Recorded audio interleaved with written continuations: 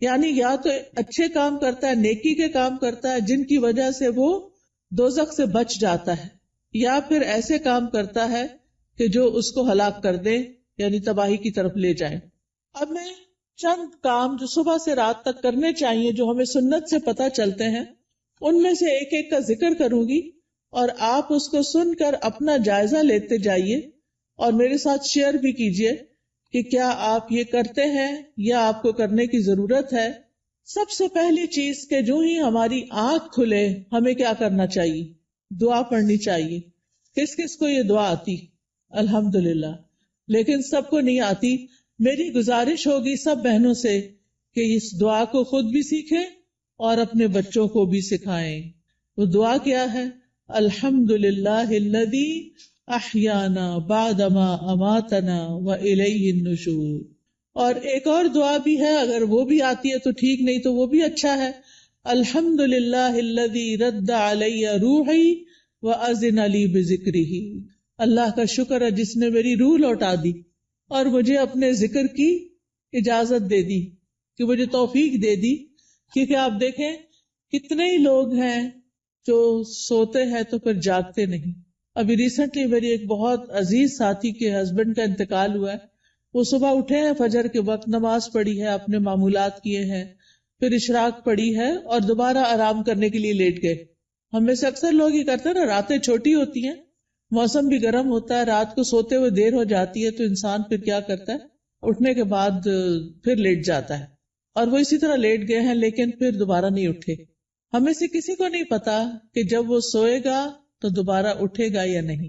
اس لیے معمول بنا لیجئے کہ ذکر کر کے سونا ہے اور اٹھتے ہوئے بھی اللہ کا شکر ادا کرنا ہے کہ اس نے ہماری روح، ہماری جان ہمیں واپس لوٹا دی۔ تو دن کا آغاز اللہ کی حمد و ثنا، اللہ کی تعریف، اور اس بات کے ساتھ وَإِلَيْهِ النُّشُورِ کے واپس جانا ہے۔ ہماری واپسی بھی اللہ کی طرف سے۔ جس نے ہمیں زندہ کیا، پیدا کیا، وہی ہمیں موت دے گا۔ پھر آپ دیکھیے کہ اس کے ساتھ ہمیں یہ بھی یاد رکھنا چاہیے کہ کائنات کی ہر چیز تسبیح کر رہی ہے اللہ کی، اللہ کی تعریف بیان کر رہی ہے۔ قیامت کے دن سب سے افضل بندے وہ ہوں گے جو کثرت سے اللہ کی تعریف کرتے ہیں، حمادون ان کو کہتے ہیں۔ اور ایک دفعہ الحمدللہ کہنا میزان کو نیکیوں سے بھر دیتا ہے۔ یعنی صبح صبح اب ہم الحمدللہ کہیں تو گویا ہم نے اپنے لیے ایک بہت بڑا ذخیرہ نیکیوں کا اکٹھا کر لیا۔ اور ویسے بھی شکر ادا کرنا جو ہے وہ اللہ تعالیٰ کو بہت پسند ہے۔ پھر آپ دیکھیں کہ جب یہ کہتے ہیں نا کہ وَإِلَيْهِ النُّشُورِ، کہ دوبارہ اسی کی طرف جی اٹھنا ہے، تو قبر سے بھی اٹھنا ایسا ہی ہے جیسے کوئی بستر سے اٹھتا ہے۔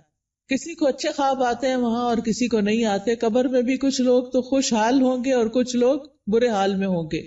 بہرحال قیامت کے دن سب کو اٹھنا ہوگا، تو انسان موت کو یاد کرتے ہوئے، اپنے مقصد کو سامنے رکھتے ہوئے کہ واپسی بھی ہے، اس طرح دن کا آغاز کرے تاکہ اچھے سے آغاز کرے۔ اس کے بعد سب سے پہلا کام آپ کیا کریں گے؟ بیڈ ٹی پئیں یا کچھ اور کریں گے؟ نماز فجر۔ نماز فجر اسی وقت پڑھیں گے جب آپ فجر کے لیے اٹھیں گے۔ جو لوگ اس وقت نہیں اٹھتے وہ بہت بڑا نقصان کر لیتے ہیں۔ لہذا دن کا آغاز فجر کی نماز سے۔ فجر کی نماز پہلی نماز ہے صبح کی، اس کی بڑی امپورٹنس ہے۔ اللہ تعالیٰ نے بندوں پر 5 نمازیں فرض کی ہیں، اور رسول اللہ صلی اللہ علیہ وسلم نے فرمایا جس نے انہیں ادا کیا اور ان کا حق ہلکا سمجھتے ہوئے ان میں سے کچھ ضائع نہ کیا، تو اللہ تعالیٰ کا اس کے لیے قیامت کے دن یہ عہد ہے کہ اس کو جنت میں داخل فرمائے۔ اور جس نے ان کو ادا کیا مگر ان کا حق ہلکا سمجھتے ہوئے، معمولی چیز سمجھتے ہوئے نماز کو ان میں سے کچھ ضائع کر دیا، تو اللہ کا کوئی وعدہ نہیں، چاہے تو عذاب دے چاہے تو معاف کر دے۔ تو اس لیے دن کا آغاز اللہ کی نافرمانی سے نہیں کرنا۔ کس سے کرنا؟ فرما برداری سے۔ اور فرما برداری میں پہلی فرما برداری نماز۔ پہلا سوال قیامت کے دن نماز کا ہوگا۔ اگر اسی ٹیسٹ میں فیل ہو گئے تو آگے اور مشکلات ہو جائیں گی۔ اللہ سبحانہ تعالی دن میں 2 بار فرشتوں سے بندوں کی نماز کے بارے میں خبر لیتے ہیں، ایک فجر اور ایک عصر۔ وہ پوچھتے ہیں جب تم گئے تھے ان کے پاس تو کیا کر رہے تھے؟ فرشتے بتاتے ہیں وہ نماز پڑھ رہے تھے۔ جب تم نکلے تو کیا کر رہے تھے؟ کیونکہ عصر اور فجر میں شفٹ چینج ہوتی ہے فرشتوں کی. عصر کے وقت رات کے فرشتے آ جاتے ہیں ڈیوٹی پر، اور فجر کے وقت دن کے فرشتے آ جاتے ہیں. تو وہ بتاتے ہیں کہ ہم نے انہیں اس حال میں چھوڑا کہ وہ نماز پڑھ رہے تھے، اور اس حال میں ان کے پاس پہنچے کہ وہ نماز پڑھ رہے تھے. فجر کی نماز کے بارے میں آتا ہے، وہ آدمی ہرگز آگ میں نہیں جائے گا جس نے سورج نکلنے سے پہلے اور سورج کے غروب ہونے سے پہلے نماز پڑھی، یعنی فجر اور عصر. رسول اللہ صلی اللہ علیہ وسلم نے یہ بھی فرمایا کہ جس نے صبح کی نماز پڑھی وہ شام تک اللہ کے ذمے ہے، یعنی اللہ کی حفاظت میں ہے. تو فجر کی نماز بہت امپورٹنٹ نماز ہے، اور نماز پڑھنے والے سے اللہ کا رزق کا وعدہ ہے. اس لیے خود بھی نماز ادا کریں اور گھر والوں کو بھی اٹھائیں، پیار سے، محبت سے، امپورٹنس بتا کے کہ وہ سوتے نہ رہے، کیونکہ اس کی نحوست ہوتی ہے.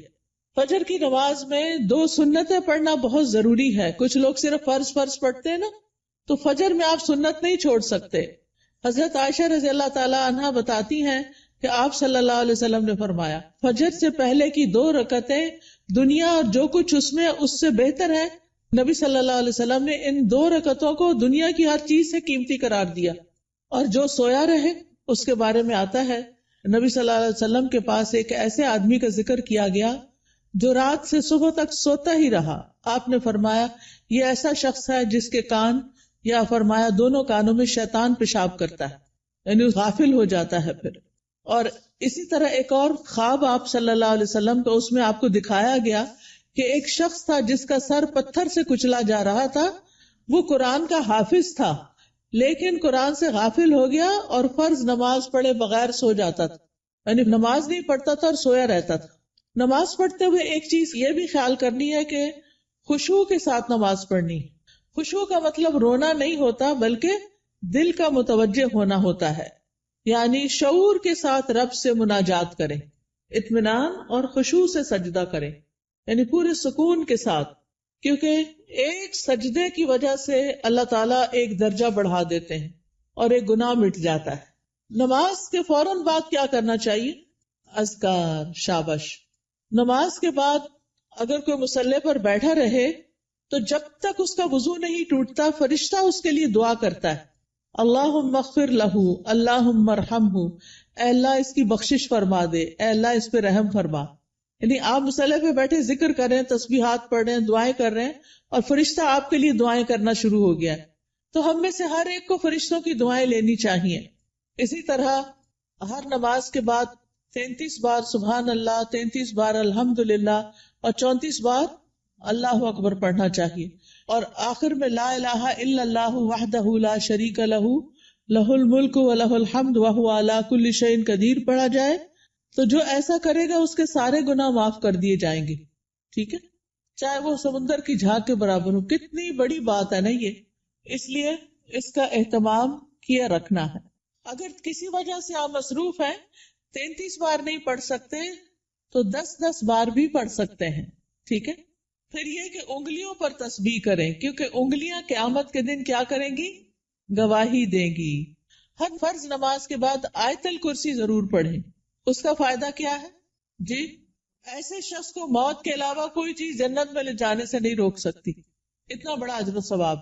میں یہ ساری باتیں اس لیے کر رہی ہوں کہ آپ اپنا جائزہ لیں. اگر کوئی چیز چھوٹ گئی ہے، بھول گئی ہے، پتہ ہے لیکن کرتے نہیں، تو کرنا شروع کر دیں.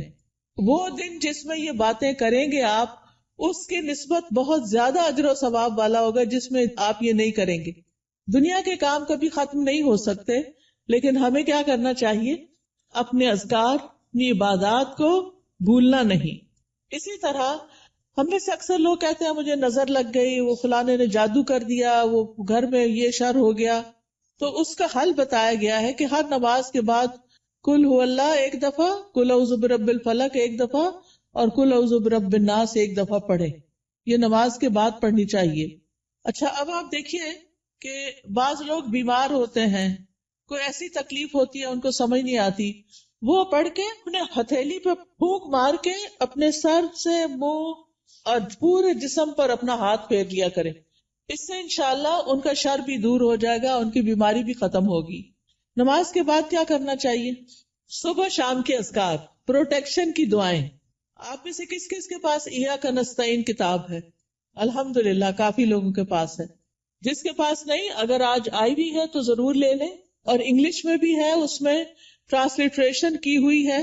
اگر عربی نہیں پڑھ سکتے بچے تو ان کو انگلش میں پڑھنی آ جائے تو وہ بچوں کو ضرور ساتھ ساتھ سکھائیں.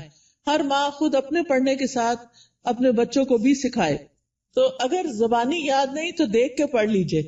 انشاءاللہ جب آپ پروٹیکشن کی دعائیں پڑھیں گے تو آپ نظر سے، حسد سے اور بہت سے شر سے بچ جائیں گے. ٹھیک ہے نا؟ ایسا نہیں کہ لوگوں کی نظر تیز ہوتی ہے، ایسا ہے کہ ہمارے اوپر پروٹیکشن وال نہیں ہوتی کیونکہ ہم اذکار نہیں کرتے. اور پھر آپ دیکھیے کہ اگر کوئی شخص آپ میں سے جیسے بزرگ خواتین جن پہ بچوں کی، چھوٹے بچوں کی ذمہ داری نہیں یا گھر کے بہت سارے کام کاج نہیں، تو وہ فجر کی نماز سے سورج طلوع ہونے تک بیٹھے رہے مصلی پر. کیونکہ رسول اللہ صلی اللہ علیہ وسلم نے فرمایا جو شخص صبح کی نماز جماعت کے ساتھ ادا کرے پھر بیٹھا اللہ کا ذکر کرتا رہے یہاں تک کہ سورج نکل آئے، پھر 2 رکعتیں پڑھے اشراق کی، یعنی اس کے لیے ایک حج اور عمرے کا ثواب ہے. کوئی معمولی اجر؟ کتنا بڑا اجر کما لیتے ہیں وہ لوگ جو تھوڑا صبر سے بیٹھے رہتے ہیں فجر کے بعد اور نفل پڑھ کے اٹھتے ہیں، اور 2 رکعتیں ہی پڑھنی ہوتی ہیں. تو انسان کا دل، اس کی روح، یہ سیراب ہو جاتے ہیں ان اعمال سے جو ابھی تک میں نے آپ کو بتائے. آپ کے لیے خیر و برکات کے دروازے کھل جاتے ہیں، دنیا اور آخرت میں سلامتی کا ذریعہ ہے، عظیم اجر و ثواب کا ذریعہ ہے، شر کے آنے سے پہلے، تکلیف کے آنے سے پہلے، واقع ہونے کے بعد اسے ہٹانے کا ذریعہ ہے. یہ دعائیں، یہ جو میں بتا رہی ہوں نا پروٹیکشن کی دعائیں جو ہیں، رب کے سامنے فقر اور عاجزی کا اظہار بھی ہے، اللہ تعالیٰ کی نعمتوں کا اعتراف بھی ہے. اور یہ ایسے ہی ہے جیسے کوئی دشمن سے بچنے کے لیے اپنے آگے کوئی وال کھڑی کر لے. تو انشاءاللہ اگر ساری نہیں بھی پڑھ سکتے تو معوذتین، بسم اللہ الذی لا یضر، اعوذ بکلمات اللہ التامات من شر ما خلق، اور کچھ اور مختصر دعائیں پڑھ کے اپنے اوپر بھی پڑھیں اور بچوں کو بھی پڑھنا سکھائیں. اس کے بعد کیا کریں گے یہ بتائیے؟ تلاوت کریں، چاہے تھوڑی سی کیوں نہ کریں. اور اگر میں سمجھتی ہوں بچوں کے اسکول جانے کا وقت ہوتا ہے تو اپنی تلاوت کا وقت نہیں رہتا، پھر آپ کیا کریں؟ اپنے فون پر قرآن مجید کا کچھ نہ کچھ حصہ ریگولر لگا دیں. کوئی پورے قرآن کو ڈاؤن لوڈ کر لیں، اب تو ایسی ویب سائٹس بھی ہیں، وہاں سے آپ شروع کریں، الحمد سے الناس تک پورا کریں. ہر روز تلاوت لگا دی، بچے بھی تیار ہو رہے ہیں، آپ بھی کچن میں کام کر رہی ہیں اور ساتھ ساتھ تلاوت سنیں. کیوں؟ ان الذین یتلون کتاب اللہ واقاموا الصلاۃ وانفقوا مما رزقناہم سرا وعلانیۃ یرجون تجارۃ لن تبور. بے شک جو لوگ اللہ کی کتاب کی تلاوت کرتے ہیں، اور تلاوت کا عربی میں معنی فالو کرنا بھی ہوتا ہے، سمجھ کے پڑھنا، اور انہوں نے نماز قائم کی اور جو کچھ ہم نے انہیں دیا ہے اس میں سے انہوں نے پوشیدہ اور ظاہر خرچ کیا، وہ ایسی تجارت کی امید رکھتے ہیں جو کبھی برباد نہ ہوگی. یہ لوگ اللہ کے ساتھ ایک بزنس کر رہے ہیں. یہ چیزیں یہ پڑھتے ہیں، تلاوت کرتے ہیں، قرآن پڑھتے ہیں، لوگوں پہ خرچ کرتے ہیں، تو یہ اللہ کے ہاں ایسا اجر، اتنا پروفٹ پائیں گے کہ سوچ بھی نہیں سکتے، تاکہ وہ انہیں ان کے اجر پورے پورے دے اور اپنے فضل سے انہیں زیادہ بھی دے. بے شک وہ بے حد بخشنے والا نہایت قدردان ہے. تو پیاری بہنوں، تلاوت کو نہیں چھوڑنا، چاہے ایک صفحہ ہی کیوں نہ ہو، ایک ربع ہی کیوں نہ ہو، ہاف جز کیوں نہ ہو، ایک پارا کیوں نہ ہو.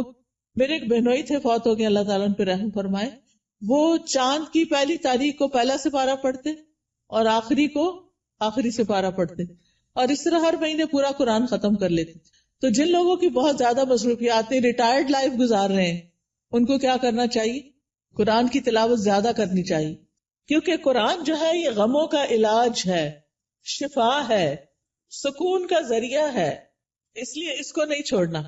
ایک حرف پڑھنے کا کتنا اجر ہے؟ 10 گنا. ایک حرف الف پڑھیں گے تو 10 نیکیاں، لام پڑھیں گے تو 10 نیکیاں، میم پڑھیں گے تو 10 نیکیاں. کیا کوئی اور کام کرنے سے اتنا پروفٹ آپ گین کر سکتے ہیں؟ نہیں. ہاں ایک مشکل ہے، کچھ لوگوں کو پڑھنا نہیں آتا، یا ان کی تجوید ٹھیک نہیں، یا وہ ڈرتے ہیں کہ کوئی سن لے گا تو پھر کیا ہوگا.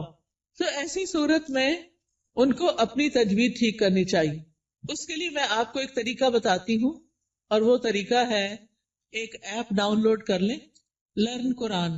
کس کس کے پاس ہے یہ ایپ؟ 8-10 لوگوں کے پاس ہے، زیادہ نہیں ہے. آپ یہ ایپ اگر ڈاؤن لوڈ کر لیں. اچھا، قرآن پر آل کس کے پاس ہے؟ وہ بھی تھوڑے سے لوگوں کے پاس ہے. ان دونوں میں سے کوئی بھی ایپ آپ ڈاؤن لوڈ کر لیں. یہ آپ آئی فون پہ بھی کر سکتے ہیں اور اینڈرائڈ میں بھی کر سکتے ہیں. ٹھیک ہے. اس میں آپ تجوید سیکشن پہ چلے جائیں. تجوید پہ جائیں گے تو وہاں آپ کو ایک ایک آیت کہلوائی ہوئی ملے گی. پہلے ٹیچر پڑھے گی، پھر پیچھے آپ پڑھیں گے. تو آپ کیا کریں، جب ٹیچر پڑھ رہی ہو غور سے سنیں، جب اسٹوڈینٹس آگے پڑھے آپ بھی ساتھ شامل ہو جائیں. تو اس طرح روز پڑھتے پڑھتے آپ کی تجوید ٹھیک ہو جائے گی. کیونکہ بازو کا جب انسان بڑا ہو جاتا ہے نا تو اس کو شرم آتی ہے کسی کے پاس جا کے غلطیاں نکلوانے کی، یا ٹائم نہیں ہوتا، یا فیس نہیں دے سکتے، یا کوئی اور مسائل ہوتے ہیں. تو آپ قرآن مجید کھول کے بیٹھ جائیں، آڈیو لگا کے بیٹھ جائیں، اور 7 انگلی رکھ کے ایک ایک آیت کو پڑھ پڑھ کے یاد کریں. اس کے مخارج ٹھیک کریں، ادائیگی ٹھیک کریں. ٹھیک ہے. جس گھر میں قرآن پڑھا جاتا ہو وہاں فرشتے حاضر ہوتے ہیں. ابو ہریرہ کہا کرتے تھے، بے شک قرآن پڑھنے کی وجہ سے گھر اپنے رہنے والوں کے لیے کشادہ ہو جاتا ہے. اس میں فرشتے حاضر ہوتے ہیں، شیاطین اس گھر کو چھوڑ دیتے ہیں اور اس کی خیر و برکت بڑھ جاتی ہے. یعنی اس گھر میں خیر و برکت ہوتی ہے جس میں کیا ہوتا ہے، قرآن کی تلاوت ہوتی ہے. آج آپ دیکھیں ہمارے بچے ویڈیو گیمز کے پیچھے دیوانے ہیں، قرآن پڑھنے کے لیے تیار نہیں. ہم اپنے پیچھے کیا چھوڑ کے جا رہے ہیں؟ آپ کو پتا نا، جب بچے قرآن پڑھتے تو ماں باپ کو بھی ثواب ملتا ہے کیونکہ انہوں نے ان کو پڑھوایا. لیکن اگر ہمارے بچے قرآن ہی نہیں پڑھ رہے تو مرنے کے بعد کون ہمارے لیے دعائیں کرے گا، کون ہمارے لیے کچھ کرے گا؟ تو اس لیے پیاری بہنوں، آپ ان کے لیے عملی نمونہ بنو، رول ماڈل بنو. آپ گھر میں ان کے بیچ میں بیٹھ کے تلاوت کرو، سیکھو. اگر نہیں تو انہیں بتائے، میں اب دیکھو اس ایج میں سیکھ رہی ہوں، چلو ہم سب مل کے سیکھتے ہیں. ان کو بھی ساتھ بٹھا لیں، چھوٹی سی گھر میں کلاس بنا لیں، 2-3 بچے اور آپ خود بیٹھ جائیں. اگر آپ کے ہسبینڈ بھی ساتھ بیٹھ جائے تو بہت ہی اچھا ہے. اگر یہ نہیں ہوتا تو کوئی ٹیچر ہائر کریں جو گھر پہ آئے، یا آپ اس کے پاس لے جائیں یا آن لائن پڑھائیں. لیکن اس فریضے سے آپ نے کوتاہی نہیں کرنی کہ بچوں کو قرآن سکھا کے جانا ہے دنیا سے. اور جس گھر میں قرآن نہیں پڑھا جاتا وہ اپنے رہنے والوں کے لیے تنگ ہوتا ہے، نحوست ہوتی ہے اس میں. فرشتے اس گھر کو چھوڑ دیتے ہیں، شیاطین آ جاتے ہیں اور اس گھر کی خیر و برکت کم ہو جاتی. تب ہمارے اوپر ہے نا، ہم کیا چاہتے ہیں. قرآن مجید صرف موبائل سے نہیں پڑھیں،